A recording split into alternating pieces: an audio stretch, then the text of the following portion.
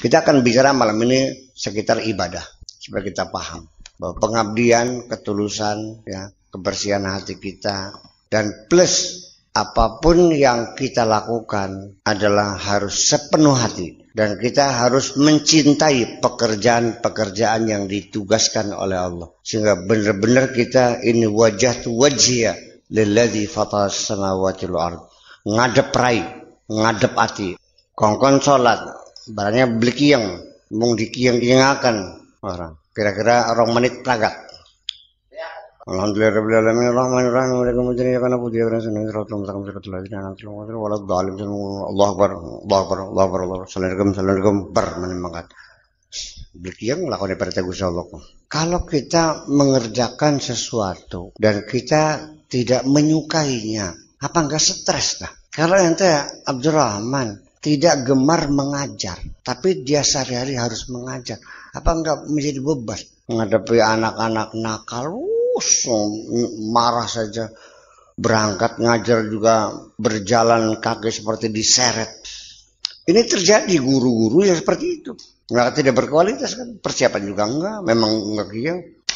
Ketika kita melaksanakan tugas dan kita tidak pernah mencintai pekerjaan kita, itu menjadi beban dan stres. Ya artinya kan selama ini kita melaksanakan perintah-perintah Allah kan ngadep rai mungkur hati, tidak sepenuh hati. Boro-boro kita bisa menikmatinya. Tapi kalau kita mengerjakan sesuatu yang kita mencintainya, kita memang suka pada bidang pertanian, hobi nanam palawija, hobi nanam sayur-sayuran. Bayangkan, dia selalu berpikir bagaimana supaya sawi ini bagus, bagaimana supaya brokoli itu lebih berkembang. Dia selalu berpikir, dia merasa melihat tanaman subur tuh, dia bahagia, napasnya lega.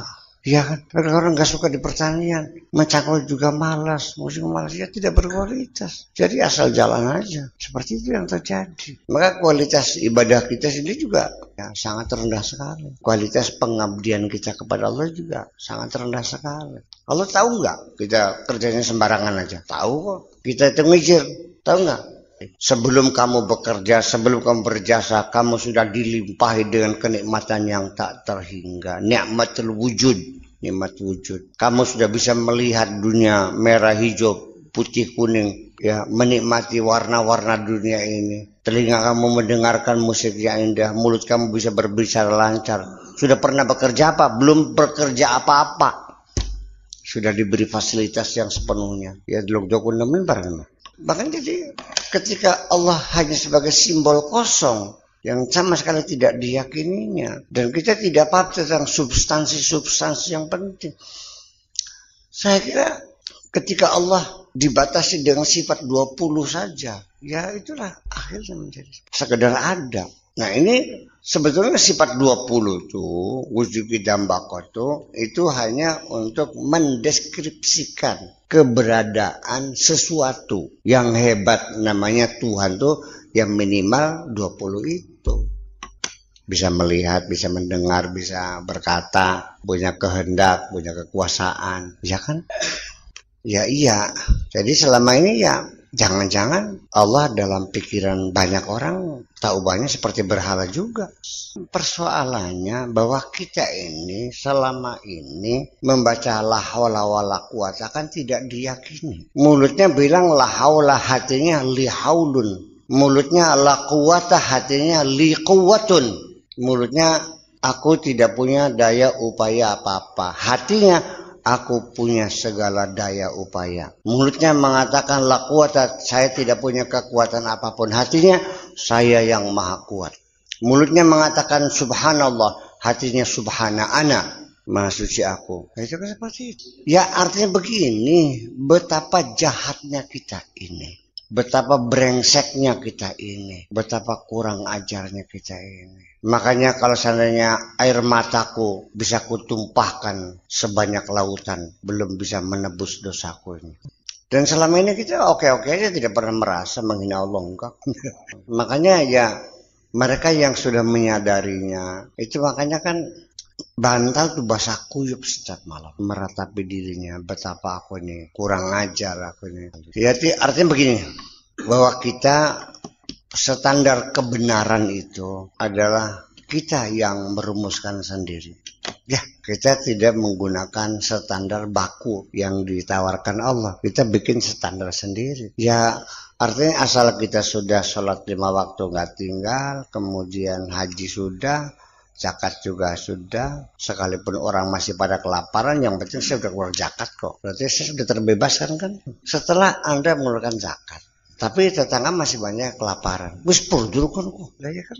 Jadi standar kita ya itu, standar minimal. Pada karena syarat dari presiden, warga negara Indonesia berusia di atas 20 tahun dan cakap berbahasa Indonesia, gampang belikan. Satu, warga negara. Yang kedua, usia 20 tahun dan cakap berbahasa, langkah ijazah makan. Kalau nggak ada persyaratan, apa harus profesor? Enggak kok. Sok baca nih syarat presiden. Ya seperti itu akhirnya. Tapi mungkin nggak orang yang bisa baca tulis hanya bisa baca jadi presiden? Ya ini kan artinya persyaratan itu ya kita lihat sebagai persyaratan minimal. Maksudnya, kenapa syarat diperkecil supaya memberikan kesempatan lebih luas kepada siapapun. Itu kan persyaratan minimal jadi presiden bisa berbahasa Indonesia. Masa presiden belum bisa bahasa Indonesia? Bisa iya. Ketika Anda sudah berusia di atas 20 tahun dan lahirnya di Indonesia, warga negara asli, kemudian umur sudah 21 tahun dan kemudian berbahasa Indonesia, sudah layakkah Anda menjadi presiden? Ya iya, jadi kita ya begitulah kira-kira. Dikiranya kita sudah bisa menjadi hamba Allah. Kalau kita menjadi budaknya orang Amerika, budaknya orang Arab, kita terhina. Tapi kita menjadi budaknya Allah itu pangkat tertinggi, ngerti bikin. Abdullah itu bukan sembarangan. Ana Abdullah, aku adalah pegawainya Allah. Aku abdi Allah. Bismillahirrahmanirrahim. Rabbana auzi'na an nashkura ni'mataka allati an'amta 'alaina wa 'ala walidayna wa na'mala salihan tarda wa adkhilna bi rahmatika fi 'ibadikas salihin. Rabbana atina fid dunya hasanah wa fil akhirati hasanatan wa qina adzabannar. Wa sallallahu ala sayyidina Muhammadin wa ala alihi wa sahabati ajmain.